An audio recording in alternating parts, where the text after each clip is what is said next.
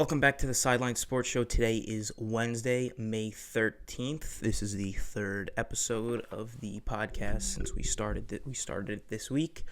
And there really isn't a whole lot going on in the sports world. We're really going to focus on the Major League Baseball proposal, which was presented to the players, and negotiations are currently ongoing.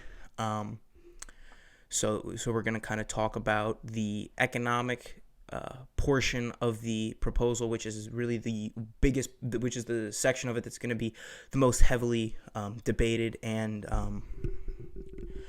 it's going to there's going to be a lot of arguments and negotiations surrounding the economic side of Major League Baseball's proposal to the players. At this point, it's not clear what the players came to the table with, if they came to the table with any proposal, or they were just willing to look at Major League Baseball, say yes, no, and go from there. If in yesterday's episode, I went over the proposal in depth, all the points, what it means for the game, what I think about it, and talked about what Major League Baseball's, or what my thoughts were, and what Major League Baseball was attempting to do with the proposal. So before you watch this video, highly recommend you guys go and watch yesterday's, just to kind of get to fully understand what I'm referencing, because it can be a little confusing if you're not fully understanding the situation and where all these figures or all this information is coming from. But real quick, I just want to break down what the proposal was, just all the points, and then we're going to strictly talk about the disputed portion of it, which is the payment or the financial side of it. So the proposal was that the season would start around July 4th. Regular season, regular season. That way, they didn't want to be playing regular season games in October and then the playoffs in November. They wanted to keep the scheduling of playoffs pretty much the same because of deals with television networks and that kind of stuff.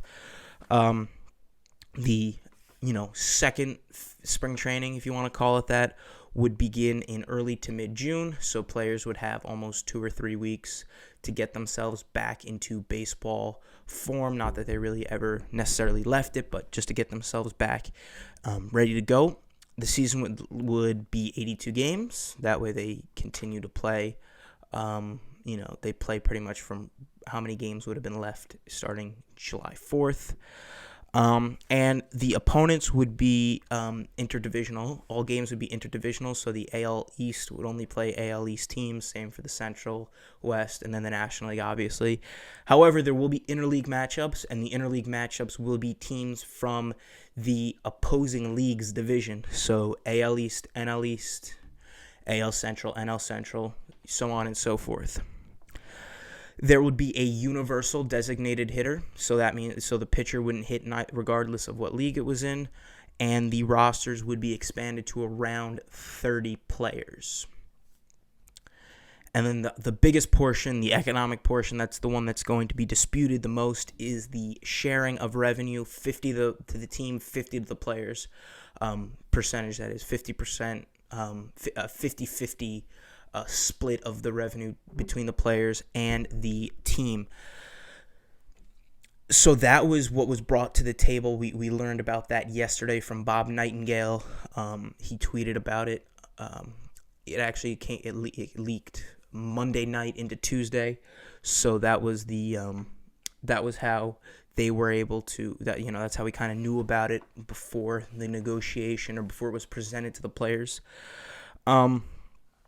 And as of right now, Bob Nightingale also said that the universal designated hitter is expected to pass, so that would be a go. I don't see the players having a problem with the season start date, the spring training, or the number of games, or the divisional matchups type thing, or the who the opponents are going to be. So I don't see those being a big issue for them to agree upon. But the biggest one is the financial or economic aspect of this, which is the revenue share. After the revenue plan came out late Monday night, and then it was talked about a lot yesterday, a lot of players, executives, people who are big in people who know what they're talking about when it comes to baseball. Certainly not me. Say that they're on both sides of the fence, more so leaning towards the players. Saying that the players are getting cheated out of a lot of money. But it's very interesting that Mark Teixeira, who's a former Yankee, former advisor, I believe, to the Brian Cashman, currently is an analyst for ESPN, Sunday Night Baseball announcer. He is actually taking the side of the owners in this aspect, saying that the players should just sign the deal and kind of just sign it, agree to it, move on so we can get to playing baseball.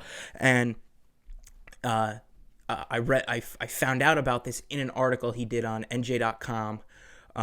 It was posted yesterday around 3 o'clock in the afternoon. I'm going to leave a link to it in the description, so if you want to read the full article, which has a lot more of the interview in it, then that'll be in the bottom. But more or less, he said that the players need to, this is a direct quote, players need to understand that if they turn down this deal and shut the sport down, they're not making a cent.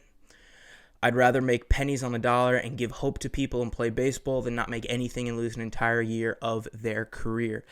So what he's kind of hinting at, and I mean, I don't think a lot of people fully understand, is that the longer the negotiations take on and the more the season may potentially have to be pushed, the less likely it is that a season will occur. The more that they keep pushing the season back, if it comes to that, if the no deal has been reached, it might end up in either a strike or a cancellation of the season and resuming the following year.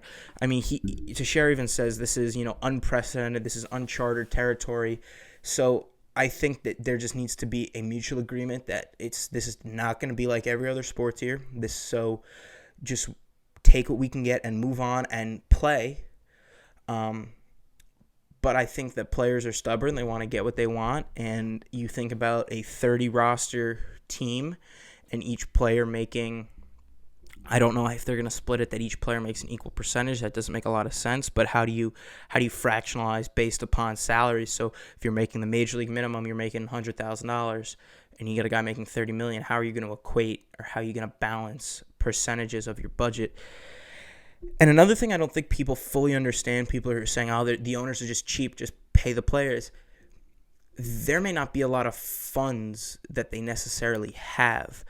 Baseball salaries and baseball budgets are strictly based upon a lot of things: projected income from ticket sales and concessions and merchandise and that kind of stuff. That goes into the team in order to keep the building up, in order to maintain the field, the lights, the facilities, everything.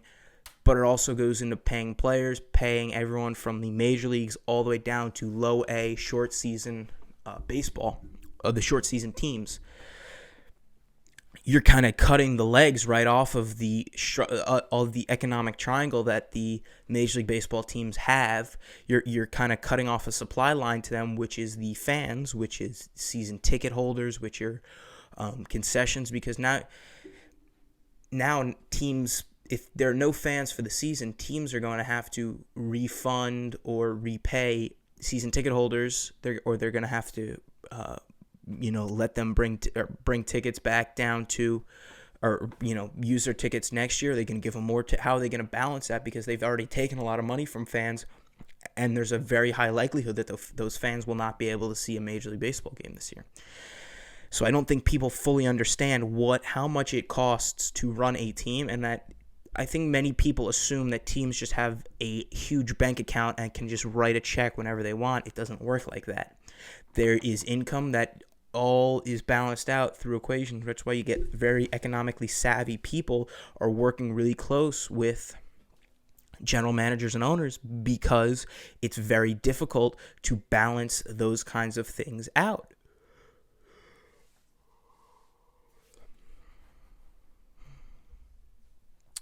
So I think that Teixeira is onto something when he says that if they fight, there will be no season, and if there is no season, then they don't make anything, because they already had a deal in place back in March when the whole COVID was kind of nobody was really sure what was going on. The deal was to prorate the season, so more or less if they played 100, so Garrett Cole's salary if he plays the whole 162 game season is $30 million. He plays 82, roughly half, all right, $15-ish million is what his salary would be. Now teams are backing out because when the teams made this deal, I don't think they A, expected it to be this long, and B, I don't think they expected to have, the no fans and have these such strict guidelines that it would make playing a season and funding a season very difficult. I think that players and I think the owners and management really thought that this would be something that would blow over. We'd take a little bit of a break, but we'd get back to playing and doing how we normally do, but that's just not the case. Because of everything going on, there will be no fans in attendance, and like I said in yesterday's video, fans equate to roughly 40% of the income. So you figure about almost half will go, almost half the income that a team would make is gone. Now you don't have to pay as many workers, but okay, now you're also feeding the unemployment. So there are a lot of economic factors that are bigger than baseball that are really, really hampering the current situation that is the MLB Players Association and Major League Baseball. And I really think this is something that there is going to be a middle ground that is going to be met. I don't think Major League Baseball is going to get their way, and the players certainly aren't going to get their prorated deal. And if they're stubborn and don't want to move, then the people that suffer the most are not only the players, but the fans suffer because now we don't get baseball at all. And yeah, I get it. There are players that don't have the luxury of $30 million not meaning a lot to them. I get that. But at the same time, if they just want to play and they want to make something, this isn't, you're going to be heading back towards the days of the 50s and 60s when players had jobs over the winter because Major League salaries weren't substantial enough. And I think that players don't quite understand the economic hardship that we're currently in and how it's affecting baseball.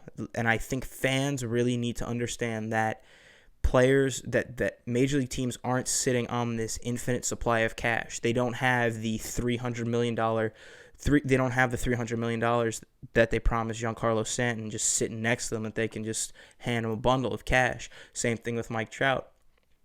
That money's promised. They'll have to pay him his money eventually, but it's going to be it's from the revenue. It's from all the profit they make from ticket sales, from merchandise, from sports TV, from TV deals. And I think that if you put the season at risk, now you're not going to make anything. And I think that's the biggest thing that Teixeira is talking about, is that if they don't sign this, there's a chance they make nothing, that they don't play and they make nothing. So I think that it's kind of starting to hit between the eyes that, okay, there was a chance we might not see sports this summer. There, we had boxing, or we had MMA, we had UFC on Saturday, the previous Saturday, but that was the closest thing we had to sports. We have Korean baseball. We have a sport that's not even occurring on our continent. That's what we're getting excited over. Can you imagine this type of tease where you're saying, oh, baseball starting first week of July, then all of a sudden, no, they can't agree on how much they're going to get paid, so there's not going to be a season at all. There'd be a lot more outrage, I think, over that than this, but that's just my thoughts. Moving away from that, from the proposal, the 50-50 deal, still in that economic realm, the Marlins are to furlough employees retroactive June 1st. I think they're furloughing roughly, I want to say 40% of their staff is going to be furloughed. And I think I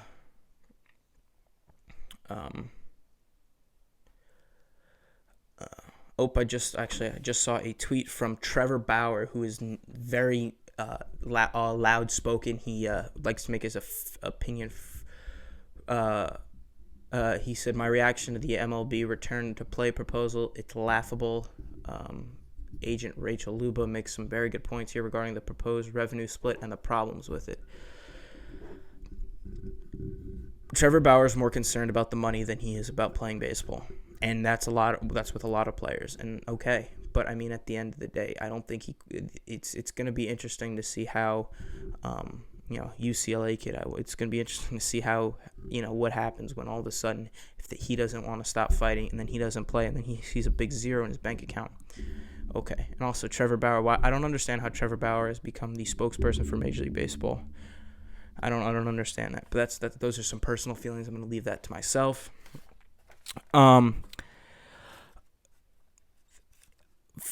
Just statewide news that could affect sports. The Florida governor says all pro sports are welcome in Florida. That being said, Florida has also seen an increase in their cases. I believe it's a 12% increase since they decided to reopen everything. Not sure how long that's going to last because right now Florida is starting to become a petri dish again down there. California did the exact opposite. It's closed for at least another 3 months.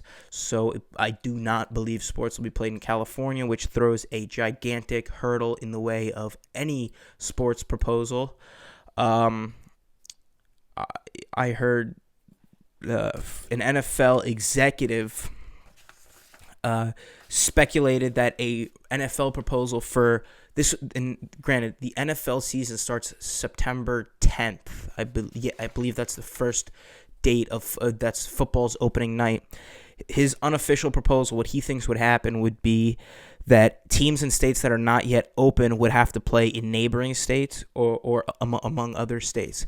So if California is closed, does that mean you're going to get teams playing in Las Vegas? And, it's going to be interesting to see what happens. Are you going to have teams that are just going to be huddled all over spring training complexes in Arizona? It's going to be very, very interesting if California remains closed for sports for 3 months. Arizona governor, speaking of Arizona, says sports can resume May 15th, so by Friday. Sports can resume in the state of Arizona. That was one of the proposed opening dates of many states. I know here in New York it was May 11th was when we were supposed to reopen Monday, but now it's been pushed to beginning of June when with an update. So it's definitely something that we're going to have to keep looking at, and I think that, and I'll definitely keep you guys updated as this MLB Players Association war takes place, and I think that it'll be very interesting to see what happens. I'm actually just reading the thread from Trevor Bauer's tweet.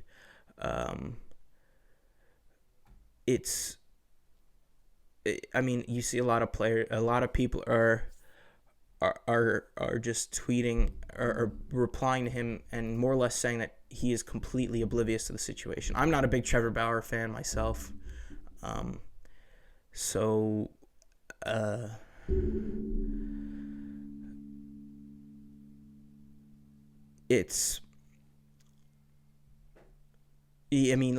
are saying he contradicted himself. One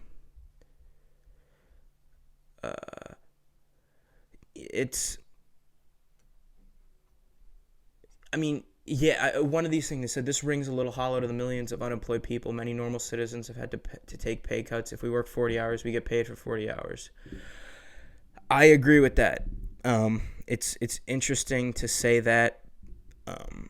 I think it's disappointing. I think it gets very frustrating when you get people who don't see the economic side of this and how it's incredibly impacted teams, like I said earlier, and I keep kind of rehashing, but there is a lot more that goes into running a team other than Hal Steinbrenner does not have billions of dollars just stacked up in a vault in his basement that he just hands in an envelope to his players every Friday.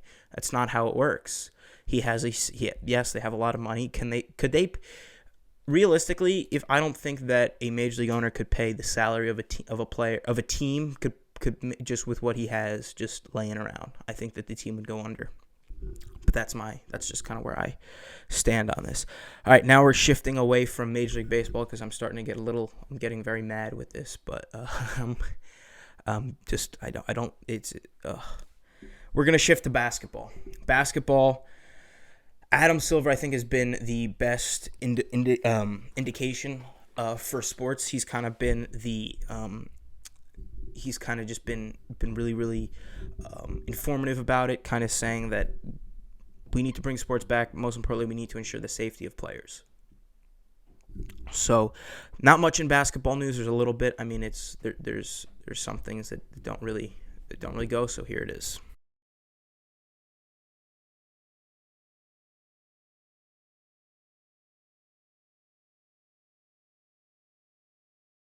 Okay, so for NBA, the NBA decision to resume would be in 2 to 4 weeks. That's when Adam Silver is going to make a decision. He had a meeting with the Board of Governors, and I think that, we'll see what happens. I mean, California came out today with the closure for at least 3 months. So how that's going to affect the NBA season and their quest to keep the season alive is yet to be seen, but we will find out in 2 to 4 weeks.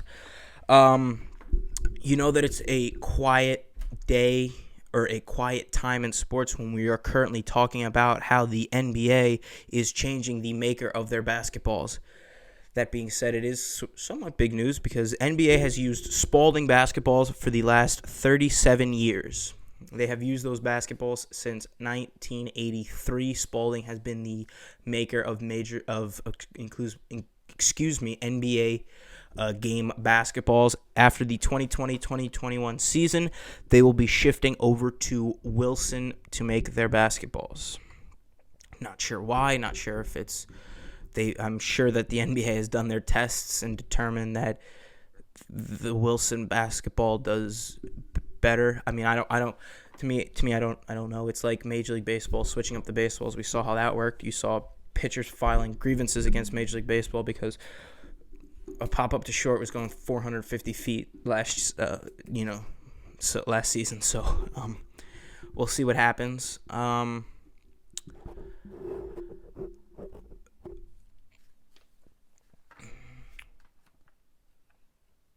Okay. And the biggest hurdle, it seems, for NBA to resume is the number of available tests. So the NBA wants to have a lot of tests available to test players frequently so that we can curb, especially because the NBA was really the first professional sports league or professional sport really affected by COVID. You had Rudy Gobert, Donovan Mitchell all test positive for Corona, obviously.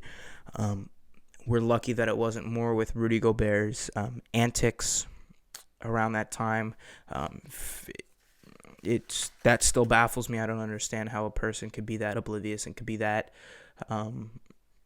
borderline idiotic in a time like this. But I'm sorry. For those of you who don't know what happened, Rudy Gobert was the NBA player who first got the disease and really started the shutdown of sports.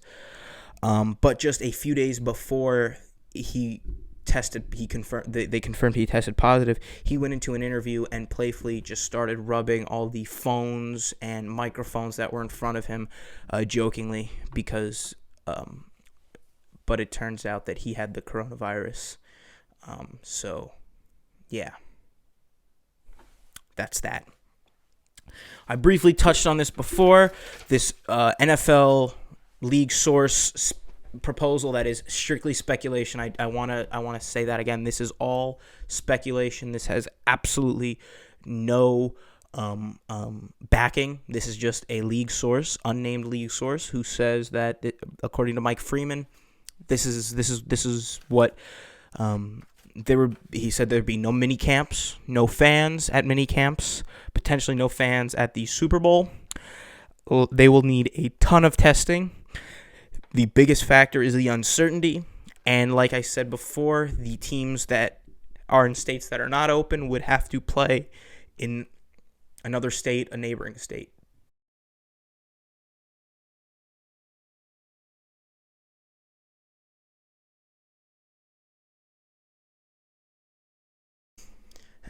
The NFL season is so far away, yet it's rapidly approaching. I mean, we had mini camps, preseason be starting in the end of August. You'd have camp for a lot of the summer, and I think it's important that teams really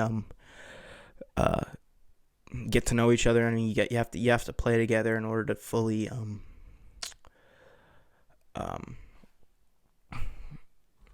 just to fully understand what is going on in the world. We're going to have to continue to monitor the situation. Teams in the league are going to currently have to moderate um, what happens in the world as we continue to just kind of see what's going on as things progress. What happens? Um,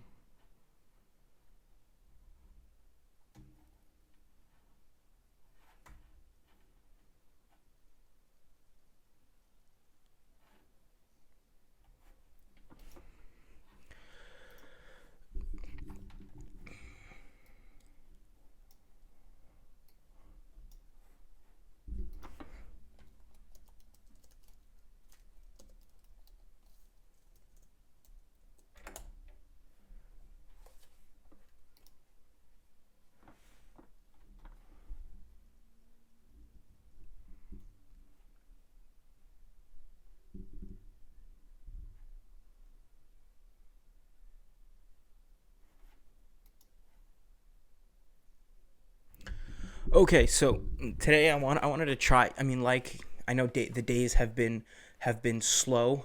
So I wanted to try and do something a little bit different. So I'm doing a random. I'm doing a just kind of a random player dump. I'm gonna just do a random major league team. I'm gonna generate a random team, and we just got the Tigers. So I'm gonna head over to Baseball Reference. I'm going to look at the um, Detroit Tigers, and we are going to look at.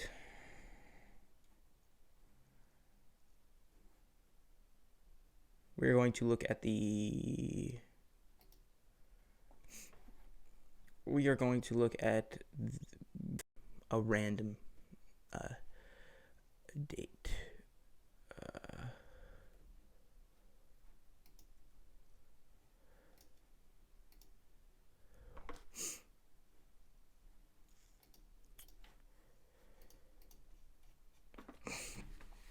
Alrighty, so we're gonna head up here. We're gonna head up to Detroit. Detroit Tigers.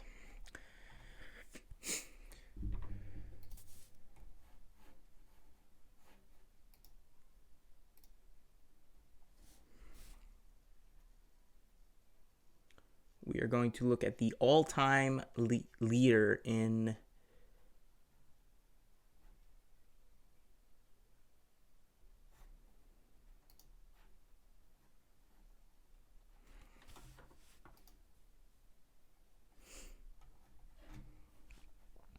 we are going to head down to the all-time Detroit Tiger. We're going to look at the number to do a random number generator 1 to 24.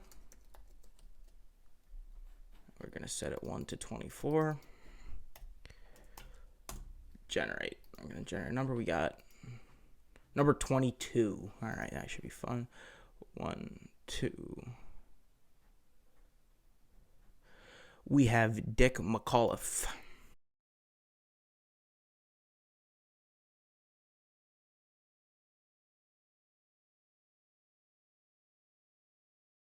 Everybody, so a little segment. We're just because I wanted to do. I felt bad. This was a relatively short episode today. So what I ended up doing was I went along and picked a random major league team from this generator right here. We got the Detroit Tigers, and I went to a random number generator, and because it lists on Baseball Reference, it's really cool. It lists the top 24 players from each team. And I picked a random number generator, 1 through 24. He came up as he was number 22 all-time Tiger. He played second base, shortstop, and third base, pretty much the left side. Played up the middle into the left side of the infield. Played for the Red Sox, but mostly the Tigers. He finished out his career for 2 years with the Red Sox. Career, his stats are all right. 38 WAR, 6,200 at bats, 1,500 hits, almost 200 home runs. Wasn't a good lifetime hitter, but he did have three good seasons in a row. He was an all-star. His best season was probably 1966. He had 23 home runs, 274 average, and playing in 153 games. It's ironically the season in which he came in 7th in the MVP, 1968. He wasn't an all-star, and he didn't particularly have a good season. But if you notice, four Detroit Tigers were in the top 7 for MVP. Denny McLain, who was a pitcher, ended up winning it. We had Bill Freehan come in 2nd, Willie Horton come in 4th, and then our guy Dick McAuliffe was in 7th. He really didn't have that good of a year. He slashed 249, 344, and 411 for a 755 OPS, which is very below average. It's not that good, but we also had our other guy. But I mean, the Tigers did have a decent year. I mean, he had a 5.6 WAR. He had 142 hits in 150 games, but his average was very, very bad. So that's I mean, I don't know why I think that had to have been just the Tigers did really well, which they did, because if you go down to his postseason batting, that was the year they won the World Series, and figure the Tigers must have had a good year because 4 of their players were in the top 7 for MVP. He didn't play too well in the World Series. Batted .222. 1 home run, 3 RBIs. 1 home run, 1 RBI when he played at age 32, 4 years later for the Tigers. Interesting, he was 20 years old when he made his Major League debut. He played in 8 games, and then he kind of played 16 seasons, retired finally. He didn't have a really good year his last year. He only played in 7 games, got 17 at-bats, 1 RBI. He had 2 hits in 15 at-bats. But he is the 22nd best Detroit Tiger of all time, so he has that to his name. So, yeah, hey, he made a solid Major League career.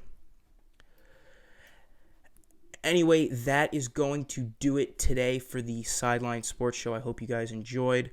Please stick around.